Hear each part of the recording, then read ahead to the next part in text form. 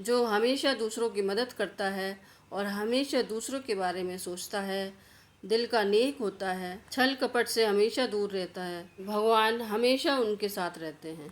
Hello everyone, मैं हूँ श्रद्धा सिंह। सच्चे दिल से की गई प्रार्थना कभी व्यर्थ नहीं जाती। एक छोटी सी कहानी जो हमें बताती है कि भगवान हमेशा हमारे साथ रहते हैं। एक पिता अपने बच्चे का हमेशा साथ देता है, तो हम सब भी तो भगवान की संतानें हैं। ज़रूरत है तो बस समर्पण की। तो चलिए जल्दी से शुरू करते हैं एक कहानी। राजस्थान के जैसलमेर में भगवान श्री कृष्ण के एक दयालु भक्त थे, जिनका नाम था रमेश चंद्र। उनकी दवाइयों की दुकान थी। उन्होंने दुकान में भगवान श्री कृष्ण की एक छोटी सी तस्वीर एक कोने में लगा रखी थी। वे जब भी दुकान खोलते साफ सफाई के उपरांत हाथ धोकर नित्य भगवान की तस्वीर को साफ करते और बड़ी श्रद्धा के साथ धूप इत्यादि दिखाते। उनका एक पुत्र भी था, राकेश, जो अपनी पढ़ाई पूरी करके उनके साथ ही दुकान पर बैठा करता था। वह अपने पिता को ये सब करते हुए देखा करता था। चूंकि वह नए जमाने का पढ़ा लिखा नव युवक था, लिहाजा अपने पिता को वह समझाता था, भगवान वगैरह कुछ नहीं होता, ये सब मन का वहम है। शास्त्र कहते हैं कि सूर्य अपने रथ पर ब्रह्मांड का चक्कर लगाता है, जबकि विज्ञान ने सिद्ध कर दिया कि पृथ्वी सूर्य का चक्कर लगाती है। इस तरह से रोज विज्ञान के नए नए उदाहरण जो कि यह बताते हैं कि ईश्वर नहीं है।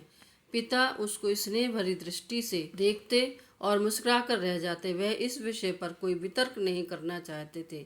समय बीतता गया, पिता बूढ़े हो गए थे। शायद वे जान गए थे कि अब उनका अंत समय निकट आ चुका है। अतः एक दिन अपने बेटे से कहा, बेटा, तुम ईश्वर को मानो या मत मानो, मेरे लिए यही बहुत है कि तुम एक मेहनती और दयालु और सच्चे इंसान हो। तुम मेरा एक कहना मानोगे? बेटे ने कहा, कहिए न पिताजी। मानूंगा। पिता ने कहा, बेटा, मेरे जाने के बाद एक तो तुम दुकान में रोज भगवान की इस तस्वीर को साफ करना, और दूसरा, यदि कभी परेशानी में फंस जाओ तो हाथ जोड़ करके कृष्ण से अपनी समस्या कह देना। बस इतना कहना मान लेना। पुत्र ने स्वीकृति भर दी। कुछ ही दिनों के बाद पिता का देहांत हो गया। समय गुजरता रहा। एक दिन बहुत तेज बारिश पड़ रही थी। राकेश दुकान में दिन भर बैठा रहा। ग्राहकी भी कम हुई, ऊपर से बिजली भी बहुत परेशान कर रही थी। जाती तो घंटों अंधेरा पसर जाता। तभी अचानक तेजी से एक लड़का भीगता हुआ दुकान में आया और बोला, भैया, दवाई चाहिए, मेरी माँ बहुत बीमार है। डॉक्टर ने कहा ये दवा तुरंत ही 4 चम्मच यदि पिला दी जाए तो ही माँ बच पाएगी। ये दवाई आपके पास है? राकेश ने पर्चा देकर तुरंत कहा, हाँ, ये दवाई मेरे पास है।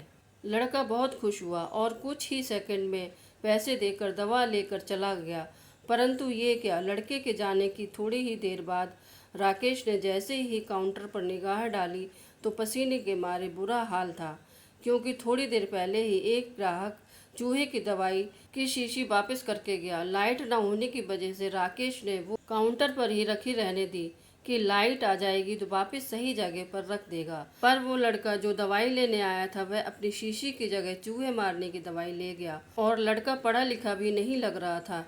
हे भगवान, अनायासी राकेश के मुंह से निकला, ये तो अनर्थ हो गया। तभी उसे अपने पिता की बात याद आई और तुरंत हाथ जोड़कर भगवान कृष्ण की तस्वीर के आगे दुखी मन से प्रार्थना करने लगा कि हे प्रभु, पिताजी हमेशा कहते थे कि आप हैं। यदि आप सचमुच हैं तो आज ये अनहोनी होने से बचा लो। एक माँ को अपने बेटे द्वारा जहर मत पीने दो, प्रभु, मत पीने दो। तभी पीछे से आवाज़ आई, भैया, कीचड़ की वजह से मैं फिसल गया, दवा की शीशी भी फूट गई, कृपया आप एक दूसरी शीशी दे दीजिए। भगवान की मनमोहक मुस्कान से भरी तस्वीर देखकर राकेश की आंखों से झरझर आंसू बह निकले। आज उसके भीतर एक विश्वास जाग गया था कि कोई तो है जो पूरी सृष्टि चला रहा है। प्रेम और भक्ति से भरे हृदय से की गई प्रार्थना कभी अनसुनी नहीं जाती। यही है करुण पुकार जो कभी व्यर्थ नहीं जाती। ईश्वर हमेशा सुनता है। कहानी कैसी लगी कमेंट करके ज़रूर बताइए। वीडियो अच्छा लगा हो तो लाइक कीजिए, ज़्यादा से ज़्यादा शेयर कीजिए और सब्सक्राइब ज़रूर कीजिए। साथ ही बेल आइकन प्रेस कीजिए ताकि आगे आने वाली सारी नोटिफिकेशंस आपको मिलती रहें। Thanks for watching.